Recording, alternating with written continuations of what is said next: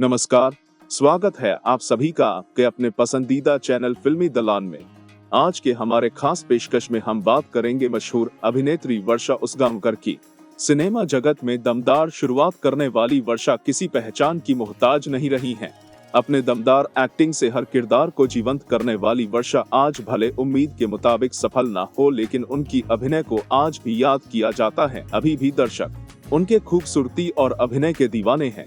बताएंगे मशहूर अदाकारा वर्षा उसगांवकर से जुड़े तमाम दिलचस्प किस्से कहानी विस्तार से। आप बने रहिए हमारे साथ।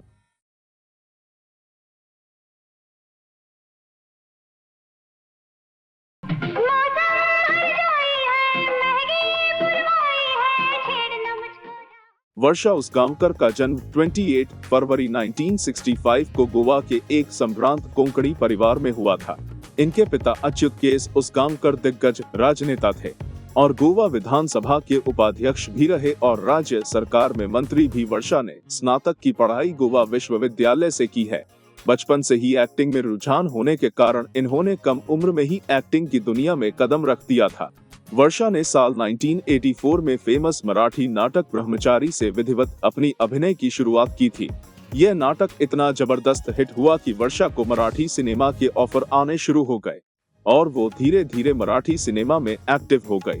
साल 1987 में उनकी पहली मराठी फिल्म गम्मत जम्मत रिलीज हुई और साल 1988 में रिलीज हुई फिल्म सागलिकाडे बॉम्ब बॉम्ब में इनका अभिनय इतना पसंद किया गया कि वो मराठी सिनेमा की जानी मानी कलाकार बन गई।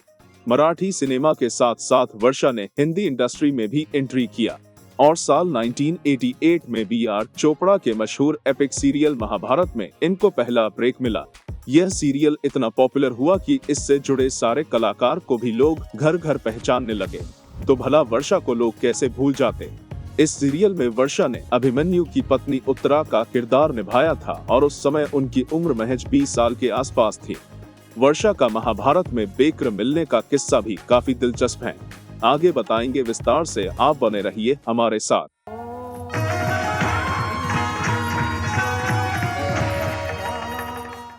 आगे बढ़ते हैं और बात करते हैं वर्षा की हिंदी सिनेमा में एंट्री की। वर्षा ने हिंदी सिनेमा में डेब्यू साल 1990 में फिल्म दूध का कर्ज से किया। फिल्म में इनका निभाया कजरी का किरदार काफी पसंद किया गया। हालांकि वर्षा फिल्मों के साथ साथ टीवी में भी सक्रिय रहीं और दूरदर्शन के लिए बनी टीवी सीरीज झांसी की रानी में भी रानी लक्ष्मीबाई का किरदार निभाया, जिसे मशहूर निर्माता निर्देशक रवि चोपड़ा ने अपने निर्देशन में राम गोविंद की लिखी हुई कहानी और पटकथा को दूरदर्शन के लिए बनाया था।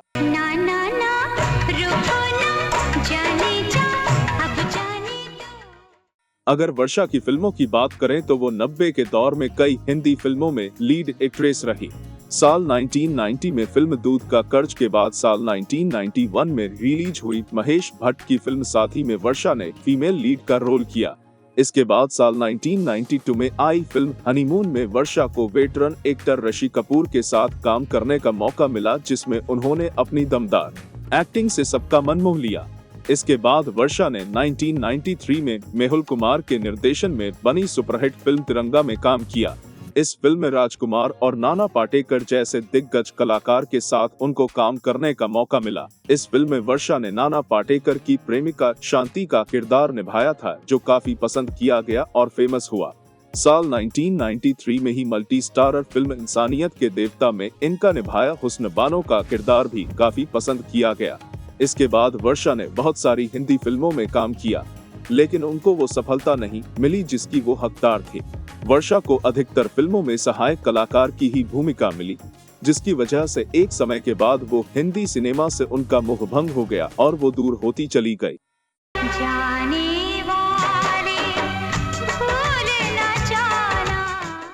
वर्षा की प्रमुख हिंदी फिल्मों की बात करें, इसमें दूध का कर्ज, साथी, हनीमून, इंसानियत के देवता, खलनायिका, तिरंगा, पथरीला रास्ता, चेहरा, हत्या, मंगल पांडे और सुपरनानी शामिल है। वहीं इनकी प्रमुख मराठी फिल्मों की बात करें तो इसमें गम्मत जम्मत, सगलीकडे बोम्बा बोम्ब, अफलातून, हमाल दे धमाल, शुभ मंगल सावधान, लपंडाव और सावत मांझी लड़की शामिल है।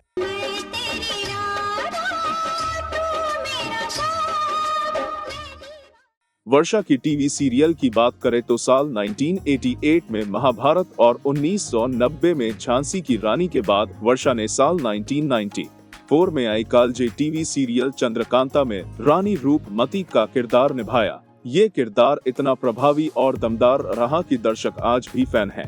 टीवी सीरियल की बात करें तो वर्षा ने साल 2000 में बी.आर. चोपड़ा के डायरेक्शन में बनी और जीटीवी पर प्रसारित आइकॉनिक सीरियल विष्णु पुराण में भी दमदार रोल निभाया। इस सीरियल में वर्षा ने भगवान विष्णु के मोहिनी अवतार का किरदार निभाया था। इस पौराणिक सीरियल की लोकप्रियता का अंदाजा आप इसी बात से लगा सकते हैं कि इसकी सफलता को देखकर बाद में इसे दूरदर्शन पर भी प्रसारित किया गया।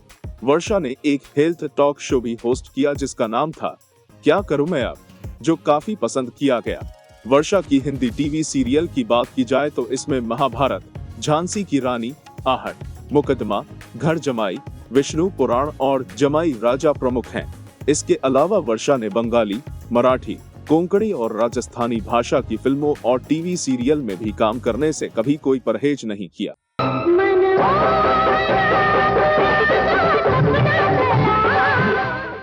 वर्षा उसगांवकर अपने कैरियर में काफी वर्सेटाइल रही हैं। उनकी वर्सेटिलिटी का अंदाजा आप इसी बात से लगा सकते हैं कि उन्होंने खाली एक्टिंग ही नहीं बल्कि गायन भी किया। वर्षा ने कोंकणी म्यूजिक एल्बम रूप तुझम लिता पिक्सेम में गाना भी गाया है।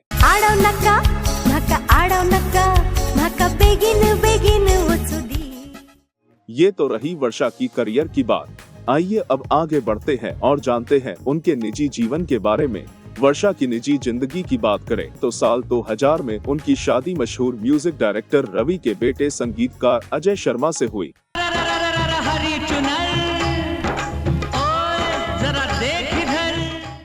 अगर वर्षा से जुड़े प्रमुख विवादों की बात की जाए तो वर्षा का नाम एक फोटोशूट की वजह से खासा विवाद में रहा। दरअसल ये बात उन दिनों की है जब मराठी एक्ट्रेसेस खाली साड़ी और सलवार कमीज ही पहनती थी। ऐसे में वर्षा ने एक मीडिया मैगजीन के लिए टॉपलेस फोटोशूट किया। उनका ये हॉट और बोल्ड अवतार उनके फैंस को बिल्कुल भी पसंद नहीं आया और उनके इस फोटोशूट की काफी आलोचना हुई।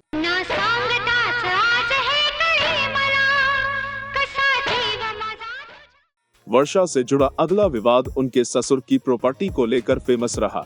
साल 2012 में उनके ससुर मशहूर संगीतकार रवि की मौत के बाद वर्षा की ननद ने उन पर संपत्ति हड़पने और अवैध कब्जे का आरोप लगाया। लेकिन बाद में ये खबर सामने आई कि वर्षा के ससुर ने वर्षा और उनके पति अजय को अपने वसीयत का हिस्सा नहीं बनाया था। उन्होंने अपनी सारी प्रॉपर्टी अपनी बेटियों के नाम कर दी थी।